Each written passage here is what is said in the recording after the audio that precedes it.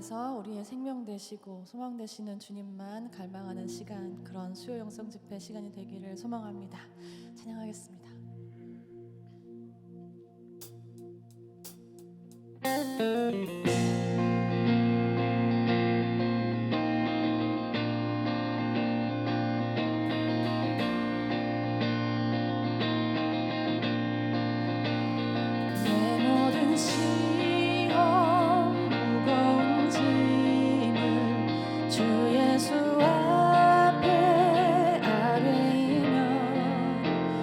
근심에 쌓인 날 돌아보사 내 근심 모두 맡으시네. 내 모든 괴로 닥치는 환난 주 예수 앞에 아뢰이며 주께서 친히 날 구해주사 넓으신 사랑 부으시니 무거운 짐을 나 홀로 지고 견디다 못해 쓰러질 때 불쌍히 여겨 구원해 주니 은혜의 주님. 내 짐이 점점 무거워질 때 내 짐이 점점 무거워지니 주 예수 앞에 아뢰이며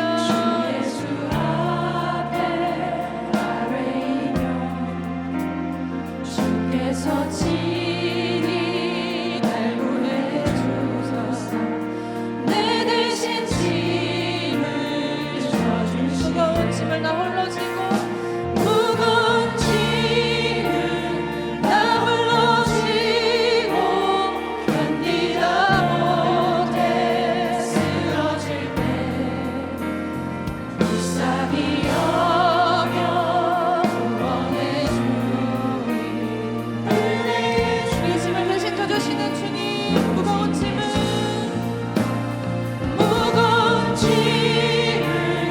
나 홀로 지고 견디다 못해 쓰러질 때 불쌍히 여겨 구원해 주니 은혜의 주님 오직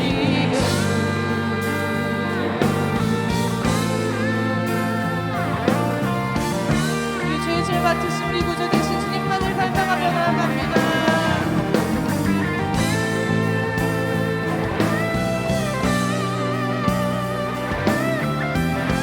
마음의 시험 무서운 죄를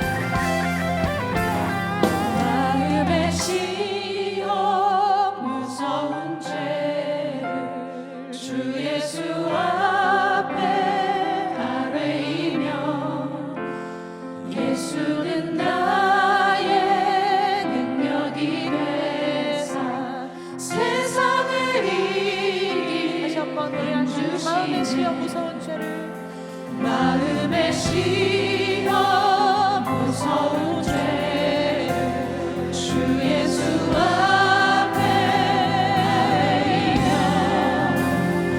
예수는 나의 능력이 돼 세상을 이길 힘 주시네.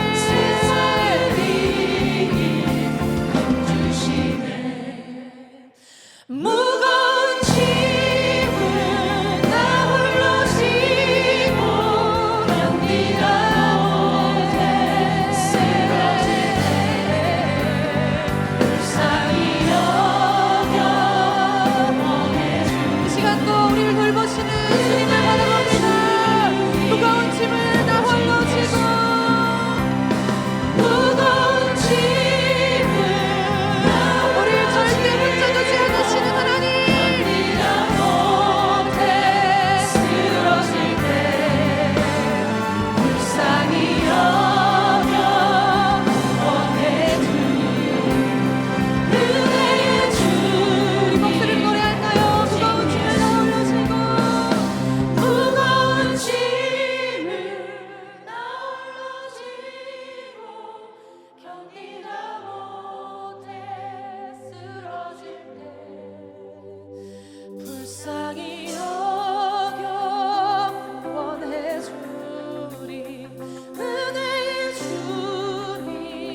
불쌍히 여겨 구원해 주리.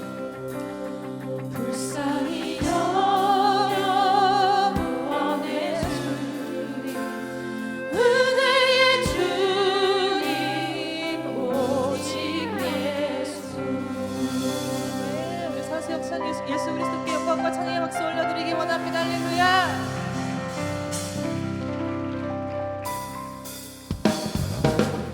우리 그 주님과 늘 동행하는 삶이 되기를 소망합니다.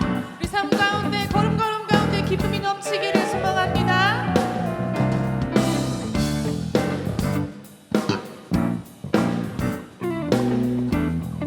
함께 찬양합시다.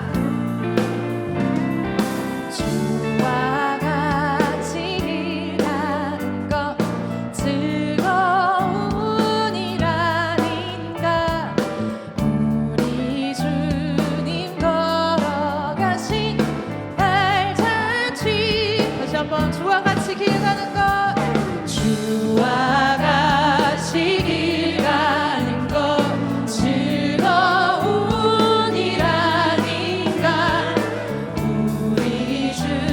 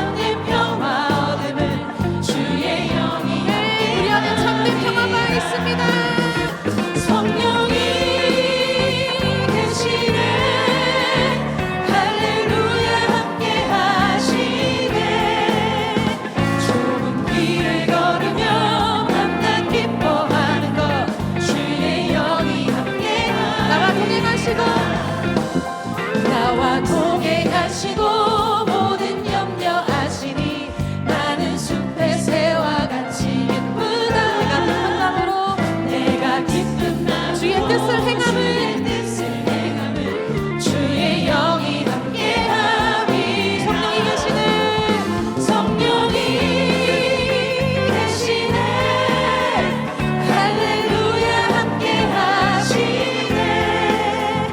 좁은 길을 걸으며 밤낮 기뻐하는 것 주의 영이 함께하니 세상 모든 욕망과 나의 모든 정욕은 십자가에 이미 못을 박았네. 어두운 밤이 지나고 무거운 짐 벗으니 주의 영이 다시 한번 고백하실까요? 세상 모든 욕망과 나의 모든 정욕은 십자가에 이미 못을 박았네. 어두운 밤이 지나고 무거운 짐 벗으니 주의 영이 함께하니 성령이 계시네. 할렐루야 함께하니 성령이 계시네. 성령이 계시네. 할렐루야 함께하시네. 좁은 길을 걸으며 밤낮 기뻐하는 것 주의 영이 다시 한번 노래할까요? 성령이 계시네. 할렐루야. 성령이 계시네. 할렐루야 함께하시네. 성령이 계시네. 성령이 계시네. 할렐루야 함께하시네. 좁은 길을 걸으며 밤낮 기뻐하는 것 주의 영이 함께하니 좁은 길을 걸으며 밤낮 기뻐하는 것 주의 영이 함께하니 우리와 동행하시는 우리 성령님께 감사와 찬양의 박수 드리겠습니다. 할렐루야. 우리 주님 보이진 않지만 우리와 늘 동행하고 계신 줄 믿습니다. 그분은 너무너무 좋고 선하신 분이셔서 우리가 기도할 수 없는 가운데 작은 탄식도 알아들으시고 우리를 향한 계획과 사랑을 끝없이 베푸시는 변함없고 선하신 우리 하나님이신 줄 믿습니다. 우리가 살아가는 가운데 유일한 소망이 있다면 우리의 머리털까지 세신 바 되시며 우리도 알지 못한 우리 마음속 가운데 깊은 소원을 이미 알고 계시는 우리의 하나님만이 우리의 삶의 소망인 줄 믿습니다. 이 시간에 이 자리에 계신 한 분 한 분 하나님 앞에 간절한 기도 제목들이 있으실 텐데요. 우리 주님께서 이미 다 알고 계심을 믿으시기를 바랍니다. 이 시간에 기쁜 마음으로 감사하는 마음으로 나의 뜻보다 나의 생각보다 더 선하게 이루시고 나의 계획보다 더 완벽한 계획을 가지고 계시는 하나님 앞에 우리가 우리의 마음의 소원을 아뢰드리며 주의 뜻만을 구하는 그런 우리 삶이 되기를 간절히 기도하는 마음으로 이 찬양 함께 나누시도록 하겠습니다. 나의 기도하는 것보다 더욱 응답하실 하나님 나의 생각하는 것보다 더욱 이루시는 하나님 우리 가운데 역사하신 능력대로 우리들의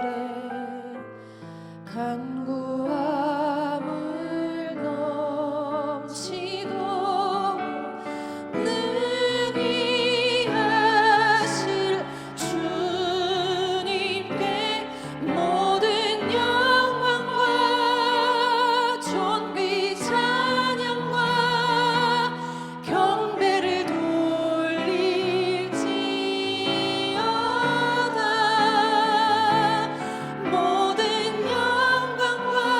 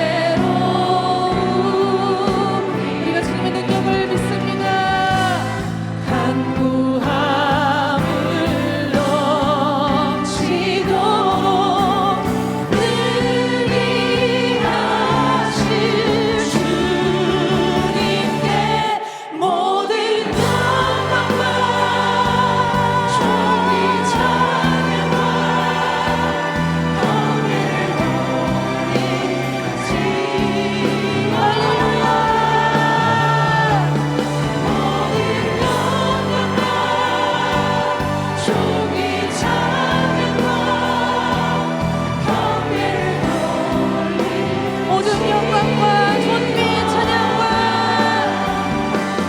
모든 영광과 존귀 찬양과 경배를 돌리지 주님 높이 받으시옵소서. 모든 영광과 존귀 찬양과 경배를 우리 믿음을 다하여 고백합시다. 구원하심이 보좌에 앉으신 구원하심이 보좌에 앉으신 우리 하나님과 어린 양의 인도가 구원하심이 보좌에 앉으신 우리 하나님과 어린 양의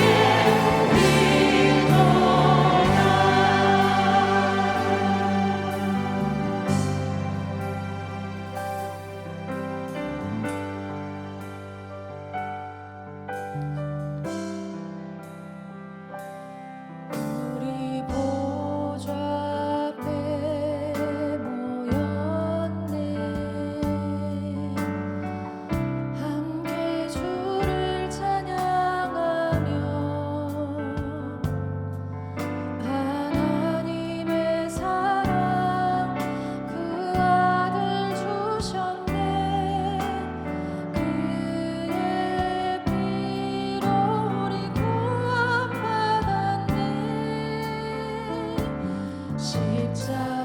십자가에서 쏟으신 그 사랑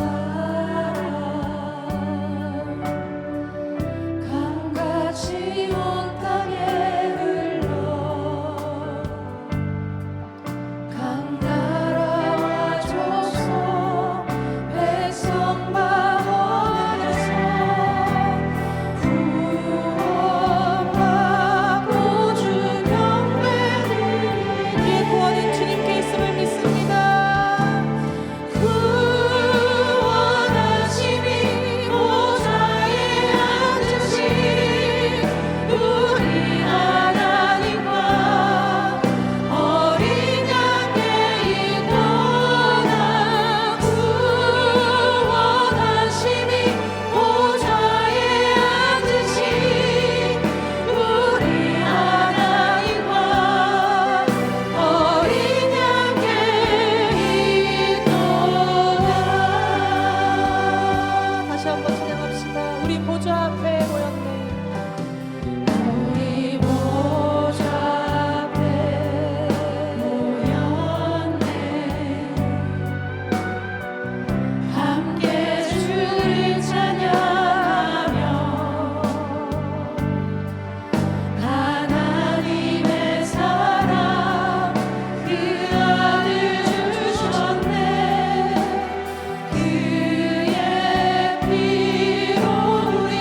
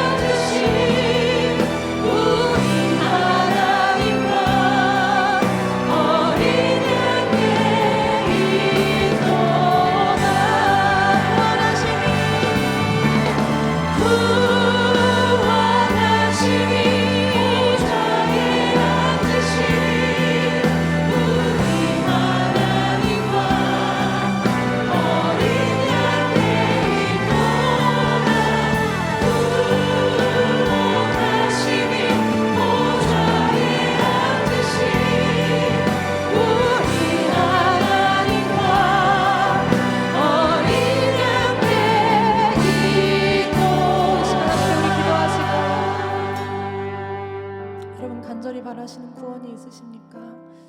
어둠으로부터의 구원, 질병으로부터의 구원, 모든 핍박으로부터의 구원, 나의 심령의 가난함으로부터 구원, 여러분 정말 간절히 원하시는 구원이 있으십니까? 하나님 우리에게 이미 가장 좋은 선물을 주셨습니다. 그 아들을 친히 주신 주님께서 어떻게 더 좋은 것을 우리에게 허락하시지 않으시겠습니까?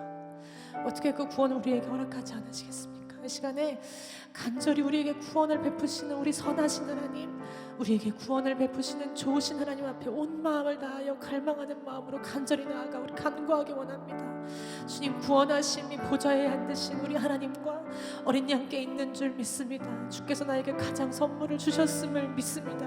주님, 내가 주님만을 온전히 갈망하며 주의 은혜를 구하며 나아가기 원하오니 성령 하나님, 나의 연약함을 도와주시옵소서. 이 시간에 주여 간절히 한번 부르시고 우리 함께 기도하실까요? 기도하겠습니다. 주여,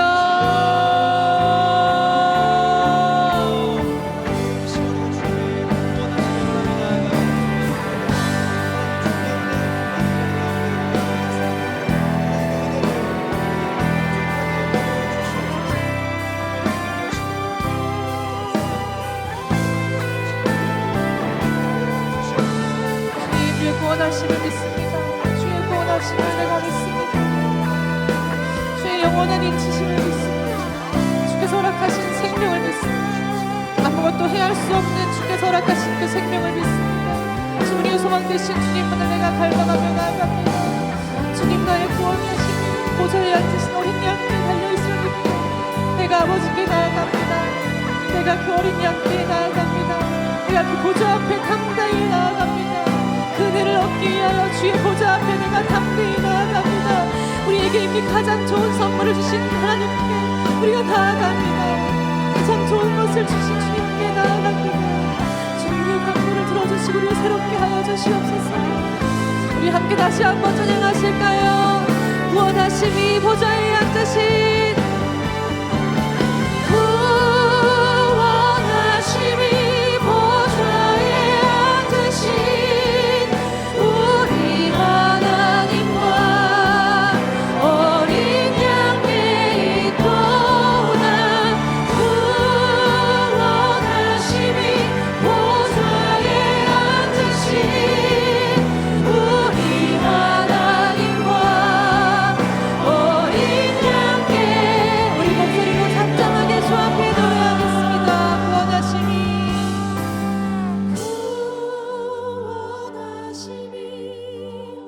믿음으로 고백합시다. 우리 하나님과 어린 양께 있도다. 구원하심이 보좌에 앉으신 우리 하나님과 어린 양께 있도다. 기도하시겠습니다. 나에게 가장 좋은 선물 허락하신 주님, 내가 평생 살아가는 동안에 주님만을 찬양하며 살아가는 인생 되게 하여 주시옵소서. 어떤 시름과 시련과 고난 가운데서도 우리를 구원하시고 이미 우리에게 영원한 생명을 허락하신 하나님을 바라보며 주님만을 찬양하는 삶이 되게 하여 주시옵소서. 이러한 기도 제목을 가지고 같이 기도하시고요. 오늘 말씀 전하신 신동천 목사님께 성령으로 충만하게 하셔서 목사님을 통하여 주의 음성이 우리 마음 가운데 들릴 수 있도록, 우리 영혼이 새로워질 수 있도록 역사해 달라고 우리 두 가지 기도 제목을 가지고 우리 함께 주 앞에 간구하시도록 하겠습니다. 기도하겠습니다.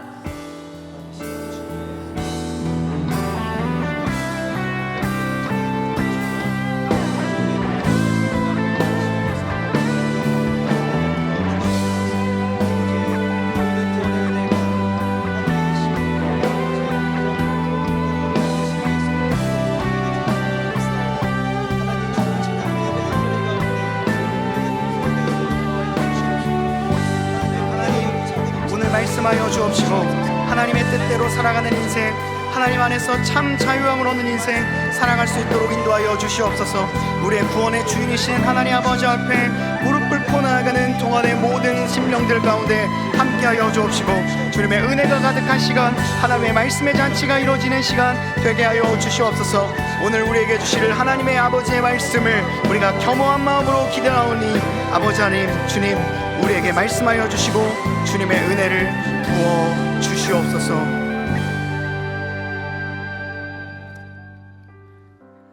은혜와 평안을 우리에게 주시는 하나님, 인생의 모든 고락을 지고 이곳에 모인 주의 자녀들을 사랑으로 품어주시니 감사합니다. 주님의 그 아름다움을 영원토록 사모하며 하나님을 경외하기를 원하오니 우리의 예배를 기쁘게 받아 주시옵소서. 하나님이 없으면 한 줌의 재와 같은 우리이지만 하나님과 함께라면 보배를 담은 질그릇이 됨을 믿습니다. 형언할 수 없는 그 사랑을 찬양하고 경배하는 놀라운 저녁이 되게 하여 주시옵소서. 이 시간 주의 보혈로 우리의 영혼과 몸을 감싸 주시옵소서. 그 어떤 악한 마음과 생각도 틈타지 않게 하여 주시고 이 거룩한 성소에 하나님의 영광만이 가득하게 하여 주시옵소서. 거룩하신 하나님 한 분만을 높이는 예배, 그분의 임재로부터 오는 참된 자유함을 느끼는 예배, 주님 안에서 세상이 줄 수 없는 평안과 위로를 느끼는 예배의 시간이 되게 하여 주시옵소서. 기도의 불길이 타오르게 하여 주시어 세상에서 겪은 모든 문제와 아픔들이 소멸되는 은혜를 주시옵소서. 현실의 문제를 타개할 믿음의 결단이 오늘 이곳에서 있게 하여 주시옵소서. 마음을 다하여 준비한 예물을 기쁘게 받아주시어 손길마다 하늘의 신령한 복과 땅의 기름진 복을 내리어 주시옵소서. 이 모든 간구 우리 구주 예수 그리스도의 이름으로 기도드리옵나이다. 아멘. 수요영성 집회에 오신 모든 분들을 진심으로 환영합니다.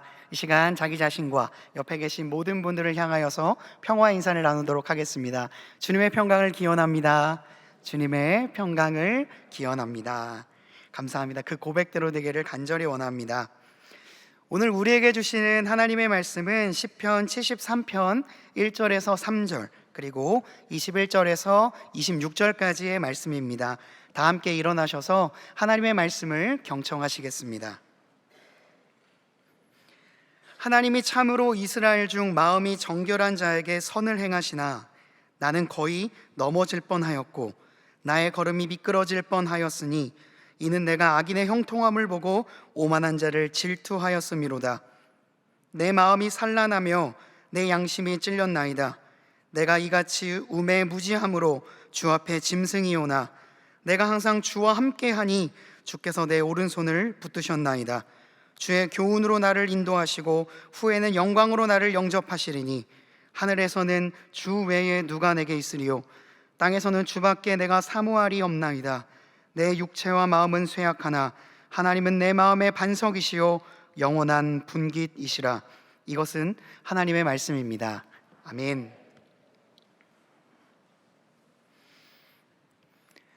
시편 히브리어 제목은 세페르 테힐림입니다. 번역하면 찬양들의 책이라는 이름을 가지고 있습니다. 시편은 특별합니다. 시편에 이렇게 많은 저자들로 이루어진 성경책이 없을 만큼 시편은 총 150편인데 수십 명의 저자가 있습니다. 그 중에 단언컨대 가장 많은 사람은 75편을 쓴 다윗, 딱 절반을 썼다고 알려져 있고요. 그 외에도 아삽, 고라자손, 솔로몬, 모세, 헤만, 에단, 그리고 이름은 알려져 있지 않은 수명의 무명의 저자들의 시편이 모이고 모여 찬양들의 책을 이루었습니다. 그래서 150편은 아주 다양한 사람들의 다양한 이야기가 담겨져 있고요. 그 저작 시기도요 대략 1000년으로 예상합니다. BC 1340년부터 340년까지. 그러니까 이 책은 그냥 일순간에 단번에 쓰여진 게 아니라 1000년의 시간이 쌓여서 그 안에 있는 수많은 역사와 사람들의 신앙 고백이 쌓여 만들어진 거대한 집단지성의 결과물이라고 할 수가 있겠습니다. 1000년의 시간 동안 수많은 사람들을 통해 쓰여졌으니 그 안에 얼마나 다양한 사연이 있겠습니까? 그 안에 얼마나 다양한 상황들이 있겠습니까? 각각의 시마다 사연과 아픔과 눈물이 담겨 있습니다. 이곳에 계신 모든 분들이 각자 다른 인생을 사는데 그 인생마다 사연이 없는 인생이 없듯이, 눈물 없는 인생, 웃음 없는 인생이 없듯이 시편의 이야기는 마치 우리 모두의 이야기와도 같다라고 할 수가 있겠습니다. 그 150편의 시편 중에 아삽도, 오늘 본문의 저자인 아삽도 저자들 중에 한 명입니다.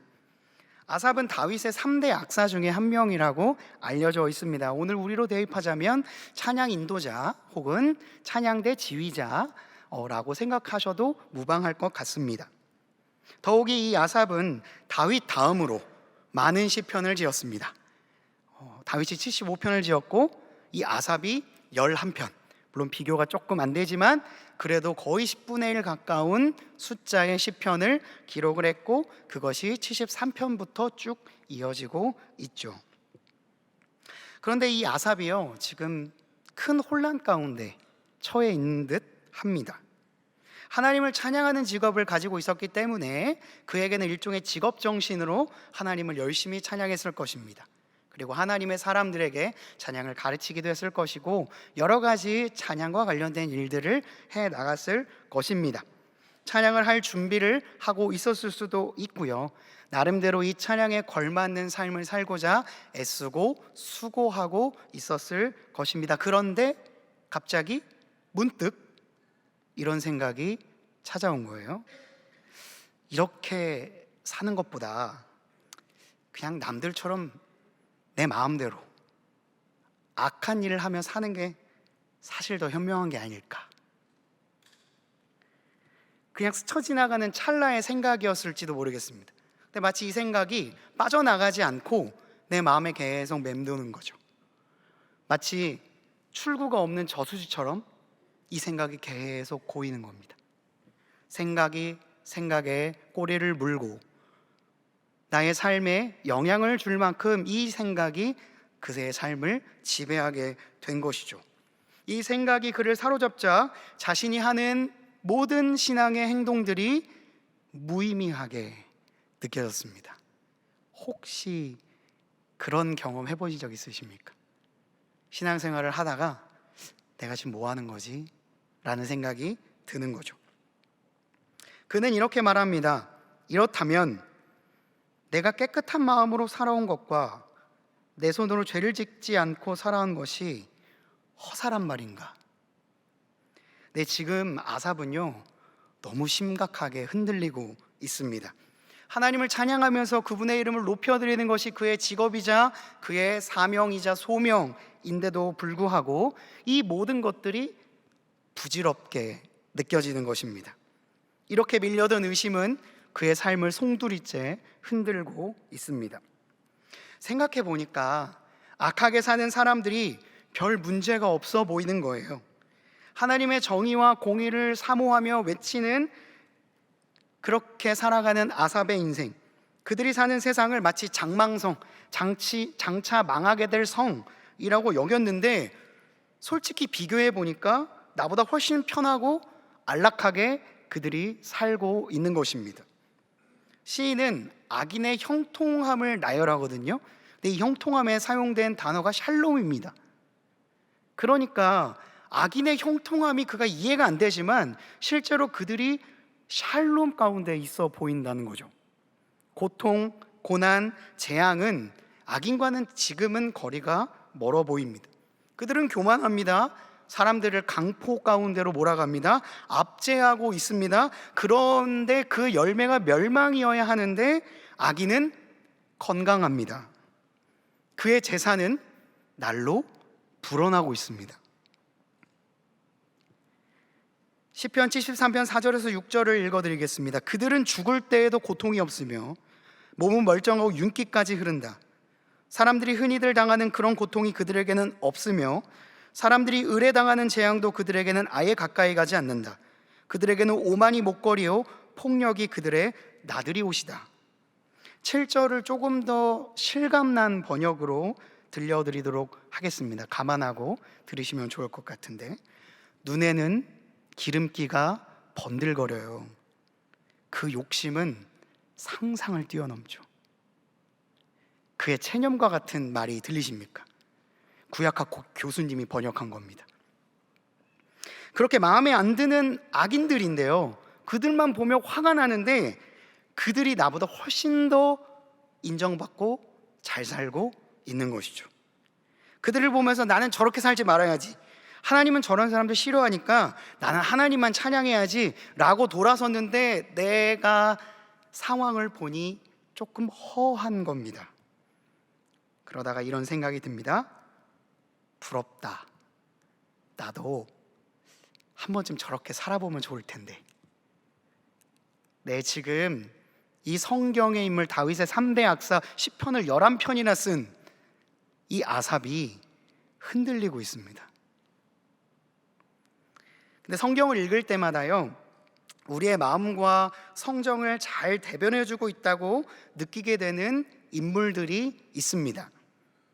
그런 이들은요, 아마도 결함이 없는 사람, 결코 실수를 할 것 같지 않은 몇몇 인물들은 아닐 것입니다. 우리의 마음을 울리고 우리의 성정과 비슷하다고 느끼는 사람은 뭔가 부족한 사람들, 하나님 앞에서 떼쓰는 사람들, 그리고 실수를 반복하는 사람들, 왜 저럴까 하는데 그에게 마음이 끌리는 것은 나랑 비슷하기 때문이겠죠. 더 나아가서 갈지 말지, 믿을지 말지 고민하는 사람도 우리의 마음과 닮아 있는 사람이라고 할 수가 있겠습니다. 아삽도 그 중에 한 명입니다. 그래서 제가 계속해서 시편 73편에 눈이 머물게 된 걸지도 모르겠습니다. 저도 이런 생각을 종종 해봤기 때문이죠. 그래서 아삽의 시편은 좀 매력적이게 느껴집니다. 왜냐하면 그가 솔직하기 때문입니다. 자신의 고민을, 지금 자신을 뒤흔들고 있는 생각들을 포장하거나 그럴싸하게 하나님 아버지 앞에서 숨기고 있는 것이 아니라 지금 솔직하게 하나님께 아뢰고 있다는 것입니다. 그냥 저 힘들어요, 싫어요, 투정 부리듯이가 아니고요, 자신이 할 수 있는 정중하고도 진솔한 언어들을 사용해서 하나님, 제가 사실 지금 너무 흔들리거든요. 하나님, 제가 하나님을 찬양해야 되는데 집중이 안 돼요. 내 머릿속에 이 생각이 가득히 담겨 있거든요. 하나님, 저 어떻게 하면 좋죠? 라고 솔직하게 이야기하고 있다는 것입니다. 그런 점에서 이 시편이 우리에게 주는 의미가 있습니다. 되게 우리는 솔직해지지 못할 때가 많이 있습니다.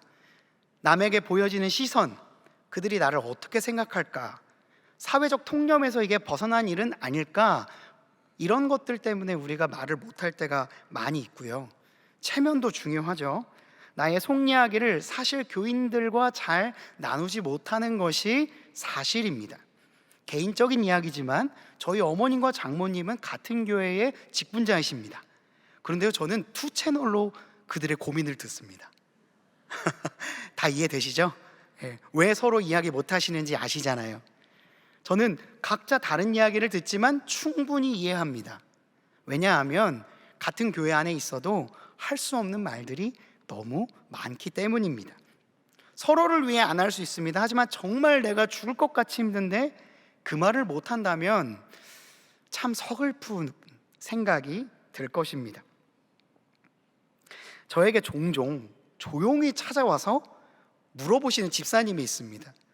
힌트를 드리자면 부부 마을이시겠죠? 집사님이 계신데 그분이 조용히 찾아와서 주변을 살피고 저에게 이런 말씀을 하십니다. 목사님, 제가요 질문이 있는데 너무 초보적인 거라 이런 질문을 해도 될까요? 이렇게 뒤에 하시는 말씀은 이거 원래 중고등부 때 다 끝냈어야 되는 질문인데 지금 좀 물어보기가 좀 그런데 하면서 물어보시죠. 한 달에 한 번쯤 찾아오십니다. 그때마다 제가 하는 말은 뭐든지 물어보세요. 지금 물어보지 않으면 평생 못 물어볼 수도 있어요. 나중에 더 나이가 들면 더 못 물어볼 수도 있습니다. 근데 이런 질문이 그분에게만 있을까요? 저에게도 있습니다. 지금 물어보면 내가 그래도 목사인데 이런 질문을 해도 될라나 하는 질문들이 성경에 너무나도 많습니다. 왜냐? 인생이 그만큼 쉽지 않기 때문이죠. 때로는 좋은 평가를 받아야 된다는 생각에 남들보다는 좀 더 나은 신앙인이 되어야 된다는 일종의 압박감 때문에 입이 쉽게 떨어지지 않습니다. 사람에게 그렇게 하는 것은 사실 그렇게 큰 문제는 아닙니다. 더 큰 문제는 어디서부터 나오냐? 하나님에게도 그럴 때가 있다는 거죠. 내가 지금까지 신앙생활을 이렇게 오래 했는데, 하나님의 은혜를 이렇게 받았는데, 내 안에서 하나님을 향한 의심 같은 것들이 생겼다는 걸 솔직하게 말하기가 어렵다는 것이죠. 그러니까 아픈데 아프다고 말 못하고, 슬픈데 슬프다고 말 못하며, 괜찮지 않은데 괜찮지 않다고 말을 못하게 되는 일들이 주님과 1대1로 독대하는 이 기도의 현장 가운데서도 충분히 발생할 수 있다는 것입니다. 일종의 우리는 가면을 쓰고 있는 건지도 모르겠어요. 그런 점에서 저는 아삽이요, 누구보다 진지하게 하나님과 신자의 삶에 대해서 고민한 인물이라고 생각을 합니다. 정말 오아시스처럼 이런 인물이 성경에 등장하면요, 나만 그런 거 아니었구나 라는 생각을 하게 된다는 것이죠. 그저 무조건적이나 무비판적으로 수용하는 신앙이 아니라 깊이 고민도 해보고 가열차게 씨름도 해본 다음에 믿음의 삶을 결단한 사람들의 이야기가 성경에 기록되어 있기 때문에 수천 년이 지난 지금 우리도 이 말씀을 보며 은혜를 받을 수 있는 겁니다. 그가 먼저 치열하게 고민해 줬기 때문에, 심지어는 아주 심하게 넘어져 봤기 때문에 오늘 성경의 표현에 따르면 하마터면 거의 넘어질 뻔했다, 거기까지 가본 사람들의 이야기가 성경에 있기 때문에 우리는 그나마 덜 고민하게 되는 걸지도 모르겠습니다. 시편 73편에 기록된 그의 고백이 저에게 너무나도 귀하게 느껴지는 것은 바로 이 때문입니다. 먼저 고민해줘서 감사한 마음까지도 들 지경입니다. 그가 기꺼이 의심했기 때문에, 기꺼이 흔들렸기 때문에 우리는 그나마 덜 흔들리고 더 기꺼이 주님을 선택할 수 있게 되지 않을까요? 그렇다면 그가 어떤 깨달음을 얻었는지 함께 살펴보았으면 좋겠습니다. 시편 상당수를 차지하는 장르가 있습니다. 바로 탄원의 노래, 즉 탄원시입니다. 믿음이 흔들려서, 하나님이 계신 것 같지 않아서, 하나님의 약속이 폐기된 것 같아서 불안해하고 초조해합니다. 심지어 하나님께 항변하기도 합니다. 그런 시편이 몇 개나 있을까요? 시편 150편 중에 3분의 1, 50편입니다. 그러니까 우리가 시편의 고백이 굉장히 은혜로울 것처럼 느껴지지만 3분의 1이 하나님께 항변하는 시로 되어 있다는 것입니다. 그만큼 우리 인생에는 의심과 불안이 많이 있다는 것을 알 수 있습니다. 이 불안과 의심 가운데에서 자유로운 사람이 과연 있을까요? 우리 양궁 선수들은 불안해하지 않는 것 같습니다만, 심박이 뛰지를 않는 것 같아요. 그런데 우리는 사실 의심하고 불안해합니다. 근데 이것이 인생이고 본향을 떠난 나그네와 같은 우리의 현존이라고 할 수가 있겠습니다. 그런데요, 이 시편을 다룬 구약 성서 개론이라는 저희로 따지면 참고서가 있습니다. 아주 중요한 참고서의 책에서는 이 시편의 개괄을 하면서 이렇게 기록되어 있습니다. 여기서 흥미로운 것은 탄원의 노래, 그것이 결코 하나님께 대한 항변이나 호소 또는 탄식의 상황에 대한 설명 등으로 끝나지 않는다는 사실이다. 그게 중요하겠죠. 끝나지 않는다는 사실이다. 그냥 항변하고 하나님 나 너무 힘들어요, 울고 저 하나님 싫어요 라고 끝나지 않는다는 게 중요합니다. 50편 중에 이렇게 끝나지 않은 시편은 없습니다. 다 이렇게 끝납니다. 이 말이 무슨 말이겠습니까? 반전이 있다는 거죠. 이 모든 탄식을 전환시키는 영적인 포인트가 있다는 거고, 그것이 50편에 들어가 있으니 50개의 방법이 있다는 거죠. 모든 탄식 시에 이 포인트가 존재합니다. 다 나열할 수 없지만 각자의 포인트로 그들이 이 탄식을 기쁨과 고백이나 혹은 결단으로 바꾸고 있다는 사실이 매우 중요합니다. 대전환의 포인트가 있다는 것입니다. 그럼 오늘 본문 가운데 등장하는 포인트는 무엇일까요? 분명히 방금 전까지 아삽은 큰 혼란 가운데 있었습니다. 그것이 14절에서 16절까지 아주 세세하게 기록되어 있는데요. 제가 찬찬히 한번 읽어볼게요. 하나님, 주께서는 온종일 나를 괴롭히셨으며 아침마다 나를 벌하셨습니다. 나도 그들처럼 말하면서 살아야지 하고 말했다면 나도 주의 백성 가운데 한 사람처럼 살지 못하였을 것입니다. 내가 이 얽힌 문제를 풀어보려고 깊이 생각해 보았으나 그것은 내가 풀기에는 너무나 어려운 문제였습니다. 그가 풀어보려고 애를 써봤습니다. 밤낮 애를 써봤습니다. 이런 생각 갖지 말아야지 그랬는데 너무 어려운 숙제인 거예요. 그래서 하나님께 저 사실 이 문제 너무 풀기 힘들었습니다 라고 말하고 있는 것이죠. 그 길고 긴 고민, 내가 풀기에는 어려운 문제를 끌어안고 씨름하다가 그가 다다르게 된 곳이 있습니다. 그곳은 아마도 그의 일터, 그는 성전에 있는 사람이기 때문에 밤새 고민하다가 성전에 가게 되었겠죠. 그런데 놀랍게도 그 성전이 그의 탄식시를 전환시킨 대전환의 포인트가 되었습니다. 16절에서 17절을 보면요, 마치 딴 사람인 것처럼 느껴집니다. 17절의 앞부분을 저희 다 함께 읽어보도록 하겠습니다. 시작. 그러나 마침내 하나님의 성소에 들어가서야. 한 번만 더 읽어보겠습니다. 그러나 마침내 하나님의 성소에 들어가서야. 그에게 하나님의 성소는 일터입니다. 그곳에 있어도 하나님을 향한 의심이 사라지지 않았던 것으로 보여요. 그러나 그가 깊고 긴 고민 끝에 마침내 하나님의 성소에 들어갑니다. 그 다음 절은 제가 읽어드리겠습니다. 악한 자들의 종말이 어떻게 되리라는 것을 깨닫게 되었습니다.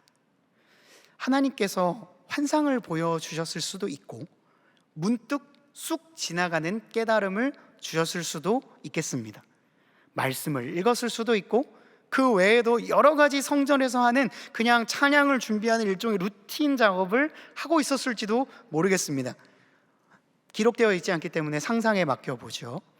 네, 한번 생각해 보십시오. 여러분들이 엄청 고민을 하다가 그냥 여러분들의 일터에 갔을 때 아니면 집의 문을 열었을 때 갑자기 불현듯 하는 깨달음이 올 수 있다는 거죠. 아삽도 지금 그 깨달음을 얻은 것 같습니다. 근데 놀랍게도 그가 깨달음을 얻은 장소가 하나님의 성소였다는 것이 중요합니다. 그가 본 거예요. 결말을 알 수 없는 이 이야기의 끝을 본 겁니다.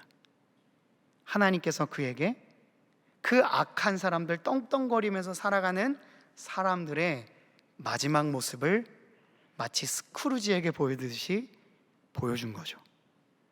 사실 끝을 알면 이렇게까지 두렵지 않을 수 있습니다. 우리가 바라고 원하는 하나님의 나라가 우리 눈앞에 펼쳐진다면 하나님의 나라를 의심할 사람은 아무도 없습니다. 그것이 안 보이기 때문에, 그것이 잘 오지 않기 때문에, 느껴지지 않기 때문에 불안한 것이죠. 하나님은 그에게 큰 은혜를 베푼 것 같습니다. 그에게 이 악인들의 끝 모습을 보여주었던 것입니다. 그가 부러워했던, 하나님을 버리고 따르려고 했던 모든 일의 결말을 그가 보았습니다. 17절 이후부터 그 이야기가 기록되어 있습니다. 주께서 그들을 미끄러운 곳에 세우시며 거기서 넘어져서 멸망에 이르게 하신다는 것을 보았습니다. 앞에 낭떠러지가 있는데 그들 뒤에 있어서 안 보인 거예요. 더 높은 곳에 올려서 보니까 그 앞이 낭떠러진 걸 보게 된 겁니다. 그들이 갑자기 놀라운 일을 당하고 공포에 떨면서 자취를 감추며 마침내 끝장을 맞이하게 된다는 것도 보았습니다.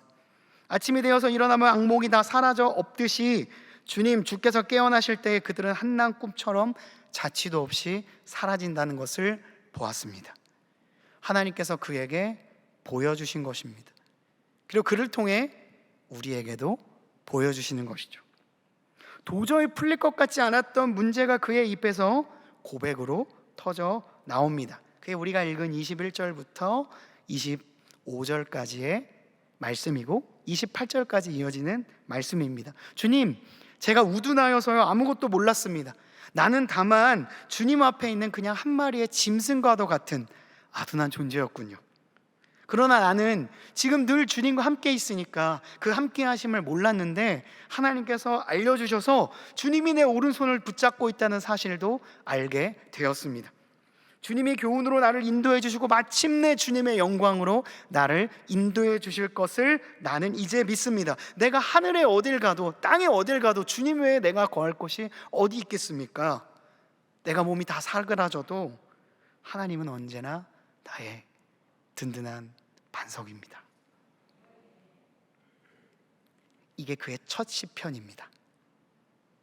그 다음부터 그의 시편이 계속해서 이어지거든요.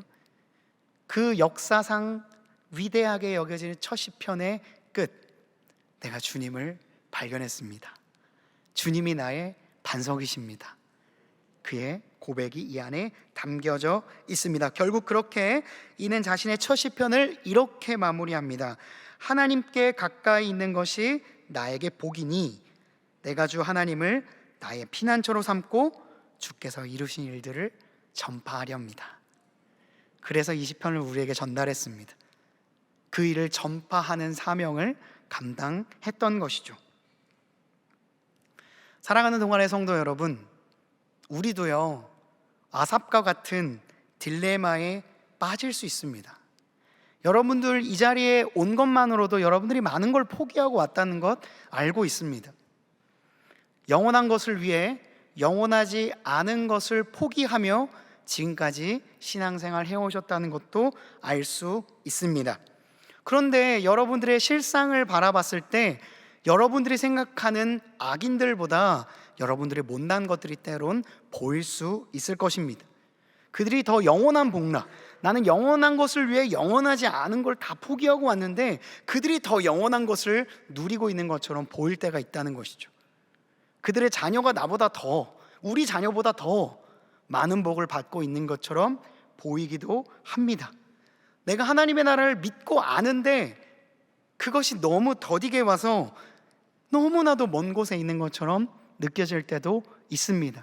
차라리 마라나타 주님 빨리 오셔서 빨리 결정을 내주시면 얼마나 좋겠습니까?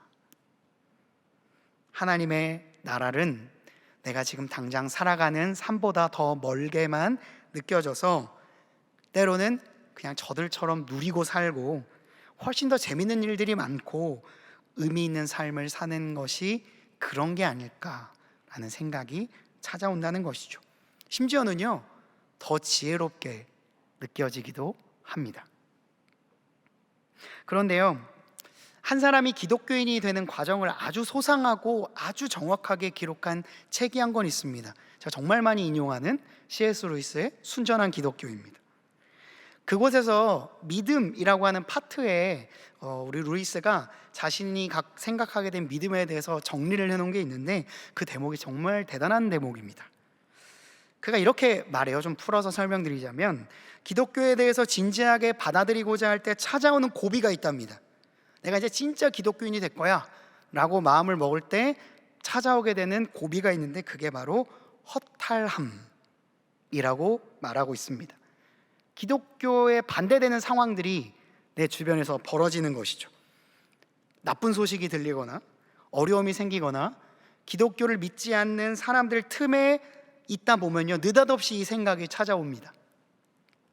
그리고 우리의 신념의 일종의 전적인 공격을 감행한다고 기록하고 있습니다. 예를 들자면 거짓말만 하면 쉽게 무언가를 얻을 수 있는 상황, 내가 조금만 악한 것을 취하면 훨씬 더 많은 보상이 눈앞에 있는 상황들, 여기서 정직을 선택하면 사람들에게 때론 비아냥거림을 당할 수도 있는 상황들, 우리 학생들 같은 경우에는 밥 먹을 때 기도할 때 눈을 감까 뜰까 막 여러 가지 생각들을 하는 일들, 그런 것들이 우리의 삶 가운데 찾아온다는 거죠. 예고도 없이, 아니 너무나 많이 찾아온다는 것입니다.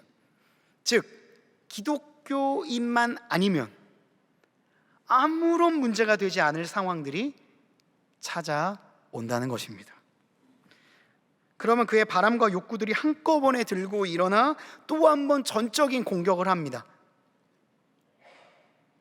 교회는 일주일에 한 번 가는데 나머지 6일은 세상에서 지내기 때문에 여기서 그냥 편하게 있는 것이 더 낫지 않을까라는 생각이 찾아온다는 것이죠. 그런데요, 여기에 대해 루이스가 믿음에 대해서 이렇게 정의하고 있는데 한번 들어보시겠습니까?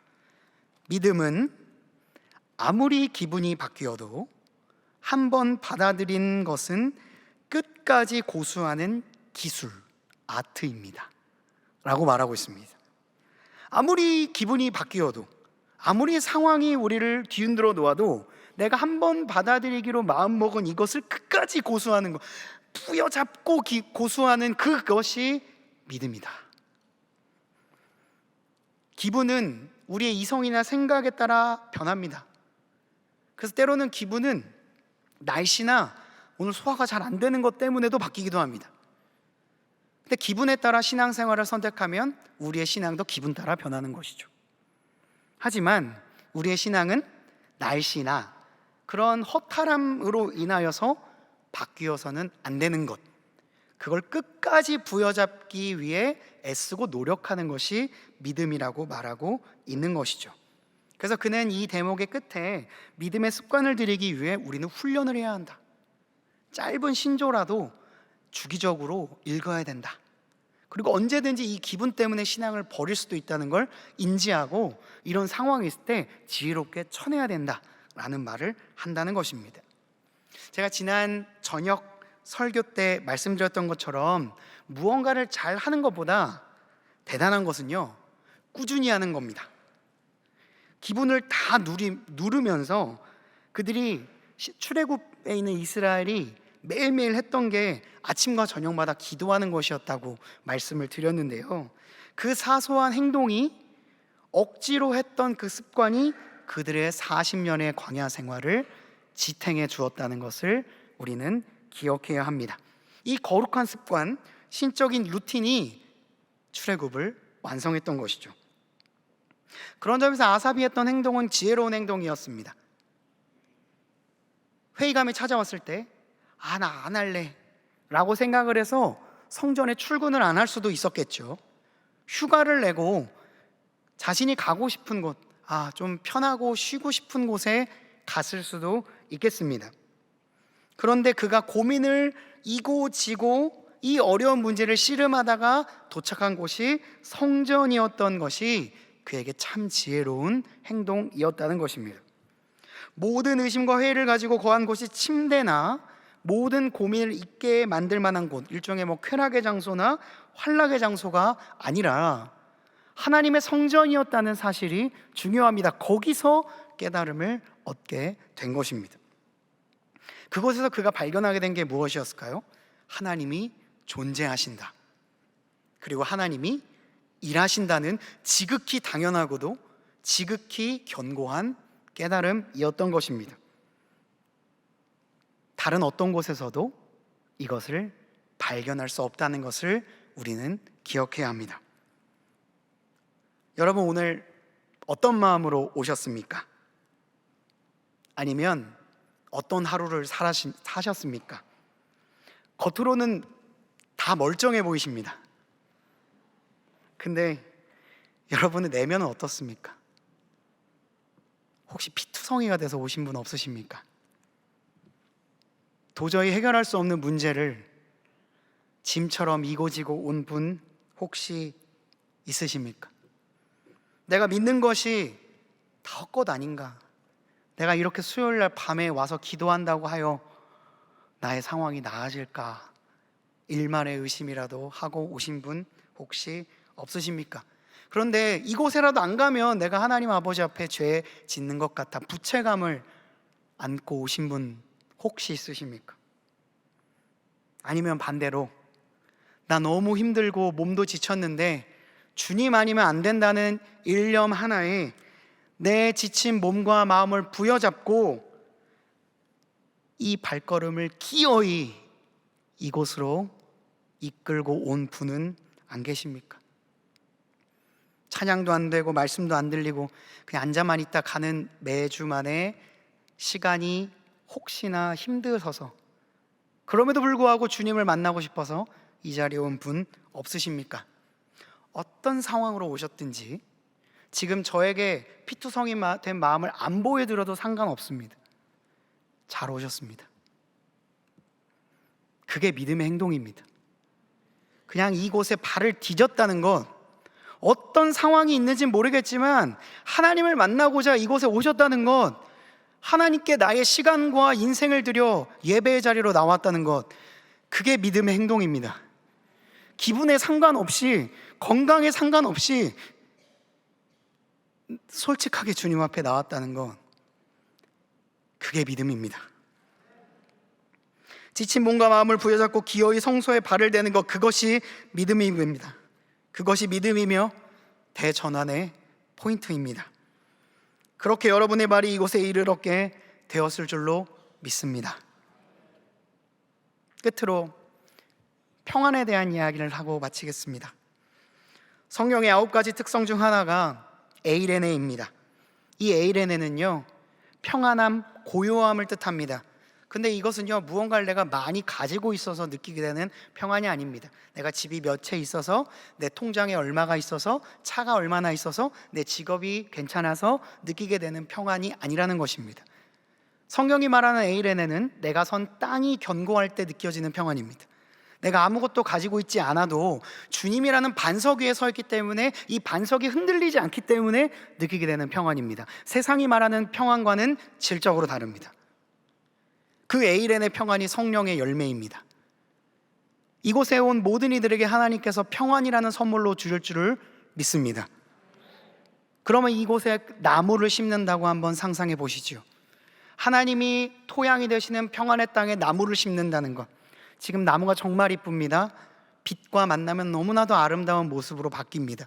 근데 이 나무, 가만히 있는 것처럼 보이지만요, 위대한 신학자 칼바르트는요, 나무만큼 가장 착하고 충성된 존재 양식을 가진 사물이 없다라고 표현했습니다. 왜일까요? 나무는요, 하늘로부터 오는 빛을 받아 오로지 위로만 자라기 때문입니다.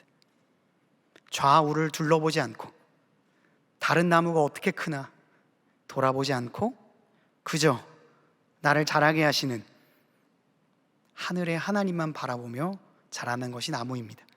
그래서 나무를 보며 신학자가 아름답다라고 표현했던 것입니다. 사랑하는 동안의 성도 여러분, 여러분은 지금 평안이라고 하는 주님의 반석 위에 오셨습니다. 여러분은 한 그루의 나무와도 같습니다.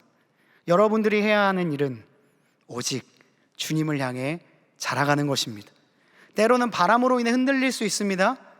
아삽과 같은 고민을 할 수도 있습니다. 하지만 결국에 우리가 바라봐야 될 대상은 주님임을 믿습니다.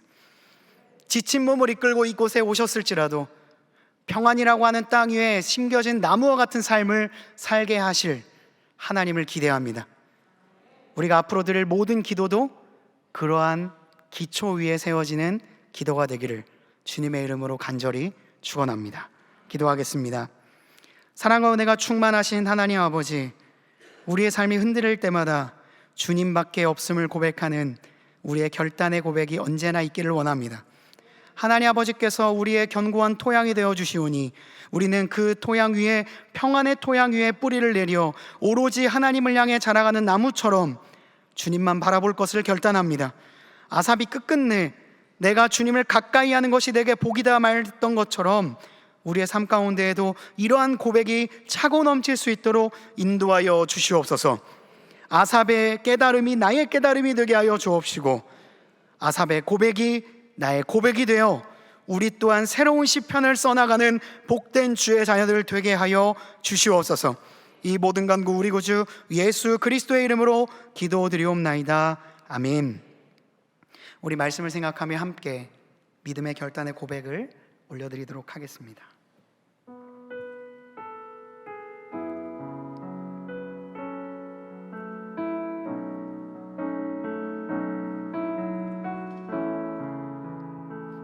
내 주 같은 분 없네. 내 주 같은 분 없네. 그 어느 누구도 내 생명 다하도록 주 얼굴만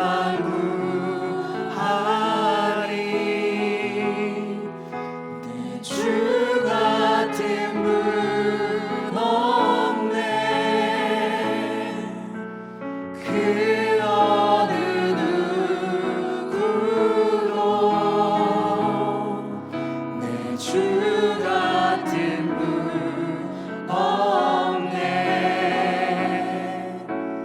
이 땅 위에 우리 다시 한번 고백합시다. 내 주 같은 분 없네. 내 주 같은 분 없네. 그 어느 누구도 내 생명 다하도록 주 얼굴만 구하리. 내 주 같은 분 없네. 그 어느 누구도 내 주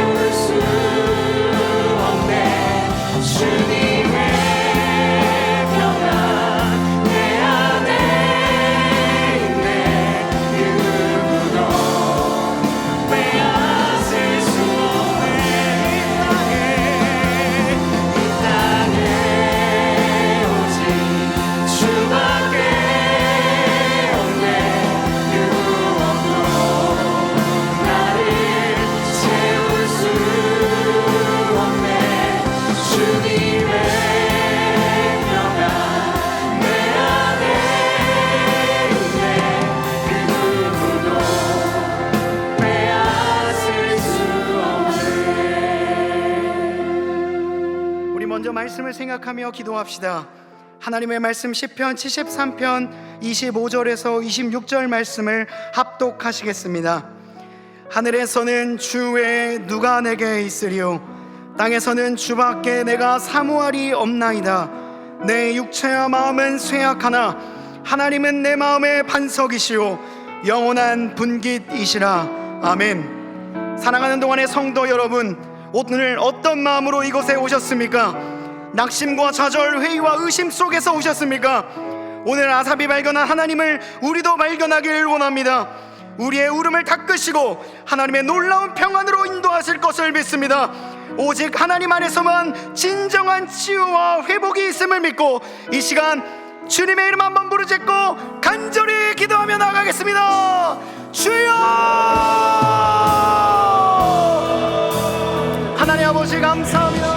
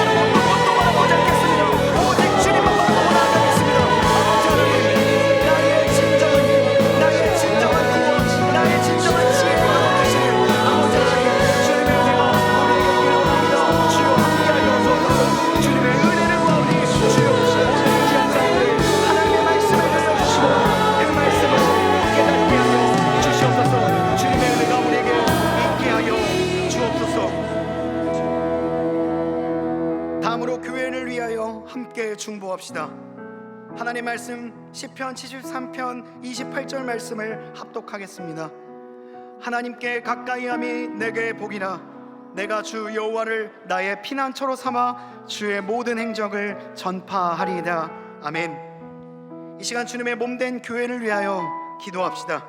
현재 진행되고 있는 여름 사역, 안미 몽골과 청년 2부의 농선봉, 내일부터 진행될 열매 1부와 열매 2부의 여름 성경학교, 청년 3부의 농선봉, 금요일에 출국하게 될 안미 캄보디아 팀까지 진행될 모든 여름 사역 가운데 주여 은혜를 베풀어 주시옵소서. 각 부서와 재직, 교사와 봉사자, 항존직 직분자와 모든 예배자들에게 하나님 함께하여 주시오. 주님의 몸된 교회를 든든히 세워가는 복된 주의 자녀 되게 하여 주시옵소서. 지금도 병상에서 고통받고 있는 환우들의 마음을 만져 주시옵시고, 이들의 가족, 이를 위해 기도하고 있는 모든 중보기도자들에게 하늘의 평안을 내려 주시고 치유케 하여 주시옵소서. 사랑하는 담임 목사님, 목회 사역을 감당함에 있어서 부족함 없게 하여 주옵시고, 하나님의 말씀을 태어날 때 그 어떤 사단마귀의 공격도 틈타지 않게 하여 주시옵소서. 이를 위해 함께 기도하는 모든 교역자와 중보기도자들, 하나님 아버지 앞에 온전한 마음으로 기도하오니 이 시간 함께하여 달라고 주님의 이름 한번 부르짖고 다시 한번 힘차게 기도하며 나갑니다. 주여, 아버지 하나님, 그 어떤 것도 하나님의 나라와 주님의 문제를 틈타지 않게 하여 주옵소서. 아버지 하나님, 이곳은 주님의 자리입니다. 그 어떤 한 것도 이 자리에 있을 수 없습니다. 아버지 하나님, 성령의 불로 도망하여 주옵소서. 모든 죄악을 끊어내시는 주님의 능력을 우리들 가운데 있게 하여 주옵소서. 아버지 하나님, 우리는 주님의 종들입니다. 주님이 가라고 하고 멈추라고 하면 멈추는 주의 종들입니다. 우리의 생각이 하나님의 뜻을 넘지 않게 하여 주옵시고, 아버지 하나님, 내가 할 수 있는 것들을 발견할 수 있는 믿음의 경험을 하여 주옵소서. 아버지 하나님, 아버지 하나님, 우리에게 주님이 필요합니다. 세상의 어떤 것도 하나님 아버지, 그 놀라운 은혜를 제가 대신할 수 없습니다. 아버지, 우리에게 알려주옵소서. 우리에게 알려주옵소서. 그 모든 아이들의 결말을 우리에게 보여주옵소서. 아버지, 그러나 우리 더 이상 흔들리지 않겠지요. 하나님의 말씀을 우리에게 알려줬사오니 우리가 더 이상 흔들리지 않겠습니다. 이 교회에 흔들리지 않는 도성의 근동이신 예수 그리스도, 하나님 아버지, 모든 믿음의 반석이신 예수 그리스도, 그분만을 붙잡고 나갑니다. 아버지 하나님, 함께 주옵소서. 아버지 하나님, 도와주옵소서. 그 어떤 것도 주님의 모든 교회를 틈탈 수 없습니다. 아버지 하나님, 나를 사용하고 함께 하여 주옵시고, 모든 교회의 구성원들, 목격들 가운데 하나님의 놀라운 은혜를 주옵소서. 담임 목사님, 명령과를 감동케 하여 주옵시고, 목자들 가운데 인간들 하여 주옵소서. 하나님, 우리의 주님의 은혜가 우리 모든 구성원들 가운데 가득히 넘치게 바랍니다. 아버지 하나님, 주옵소서. 주님의 은혜를 우리에게 부어주옵소서. 하나님의 은혜가 우리에게 필요합니다. 하나님 아니면 우리를 만족시킬 분이 없습니다. 이 땅에 오직 주님밖에 없습니다. 주님밖에 없습니다. 하나님 아버지, 주님의 은혜를 주여 함께하여 주시고, 모든 기도자들 가운데 주여 함께하여 주옵소서. 주님, 은혜를 베풀어 주시옵소서.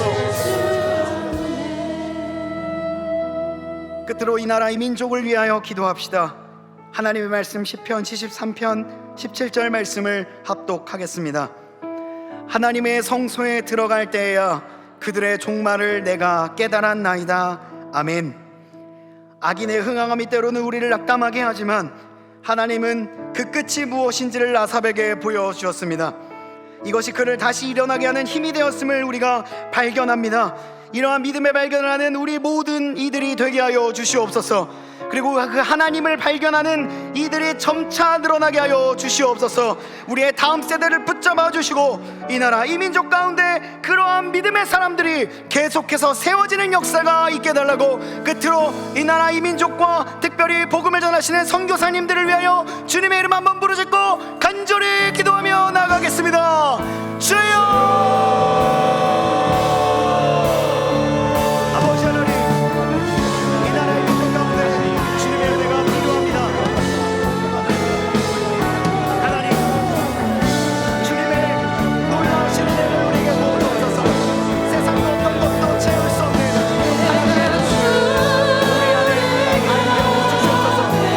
아버지 하나님, 이 나라의 민족이 주님을 수많은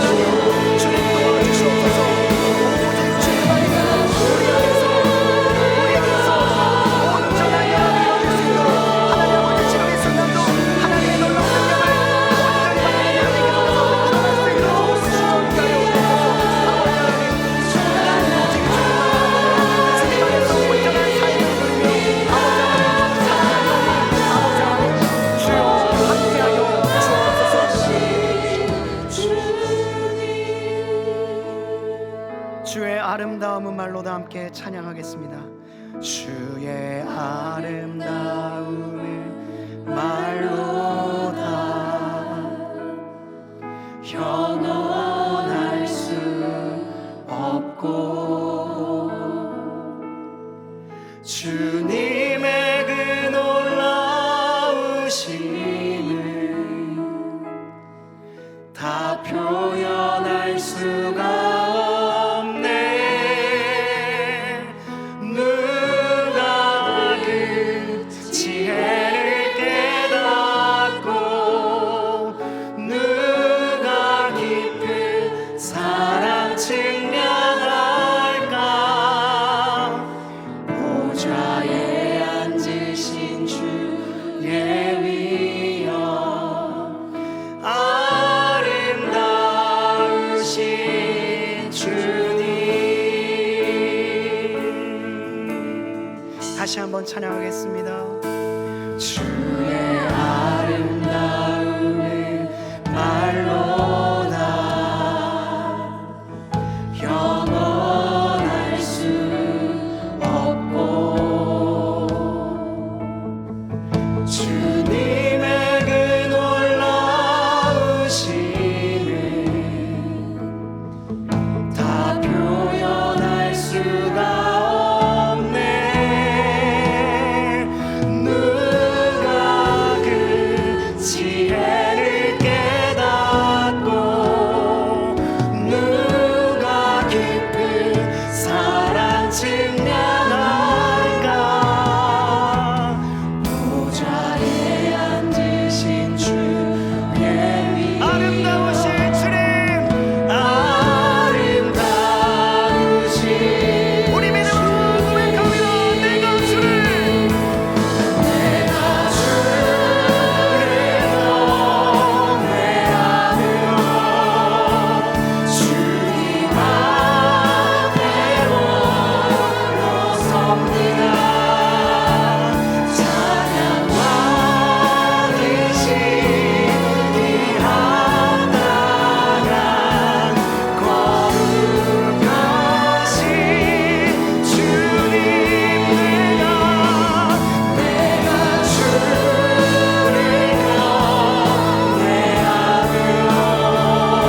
경외하며 주님 앞에 홀로 섭니다. 찬양 받으시기 합당한 우리 믿음을 담아 다시 한번 찬양합니다. 내가 주를 경외하며 주님 앞에 홀로 섭니다. 찬양 받으시기 합당한 거룩하신 주님. 내가 주를 경외함으로 주님 앞에 홀로 섭니다. 찬양 받으시기 합당한 거룩하신 주님. 사랑과 은혜가 충만하신 하나님 아버지, 우리의 믿음은 연약하여 기분에 따라 상황에 따라 하나님을 버리기 일수인 연약한 믿음입니다. 그럼에도 불구하고 주님은 변하지 않는 산성과도 같아서 늘 그곳에 계시며 우리가 눈을 들어 바라볼 때마다 존재하심을 알려주시는 분임을 믿습니다. 우리가 흔들릴 때마다 주님의 성소로 나오는 그 발걸음을 귀하게 여겨 주시어 오늘 아삽의 깨달음을 우리의 삶 가운데 내려 주시옵소서. 진정한 치유와 회복이 오직 주 안에 있음을 고백하는 동원의 모든 성도님들에게 찾아가 주시어 이들의 의심을 믿음으로 바꾸어 주시며 이들의 흔들림을 평안의 반석 위에 세우시사 결코 흔들리지 않는 믿음 가운데로 초대하여 주시옵소서. 주님 안에서 결단하며 나아가는 모든 이들에게 하나님의 놀라운 은혜를 부어 주실 것을 믿습니다. 주님의 몸된 교회가 그 반석 위에 서 있음을 고백하며 우리의 모든 사역과 우리의 모든 권속과 그리고 담임 목사님과 모든 교역자 그리고 동안의 한 분 한 분에 이르기까지 그 은혜 가운데에서 결코 흔들림 없는 삶 살게 하여 주시옵소서. 이곳을 떠나갈 때 우리는 또 다른 현실을 마주하게 될 것입니다. 전혀 변하지 않는 것 같은 현실이 우리에게 다시 한번 허탈감을 선물할 것입니다. 그것을 과감히 배설물로 여기는 믿음의 사람 되게 하여 주시옵소서. 이 믿음의 결단을 오랫동안 견지할 수 있도록 꿋꿋함을 허락하여 주시옵소서. 이 모든 간구 우리 구주 예수 그리스도의 이름으로 기도드리옵나이다. 아멘. 이제는 우리 구주 예수 그리스도의 은혜와 하나님의 사랑하심과 성령님의 교통하심이 모든 흔들림을 붙잡아 주실 하나님, 우리를 견고한 믿음의 터 위에 세워주실 평안의 하나님을 더욱 의지할 것을 결단하는 동원의 모든 성도님들, 기도의 용사들 머리머리 위에, 이들의 가정과 일터 만나는 모든 이들 위해 이제로부터 영원토록 함께 하실 길을 간절히 축원하옵나이다. 아멘.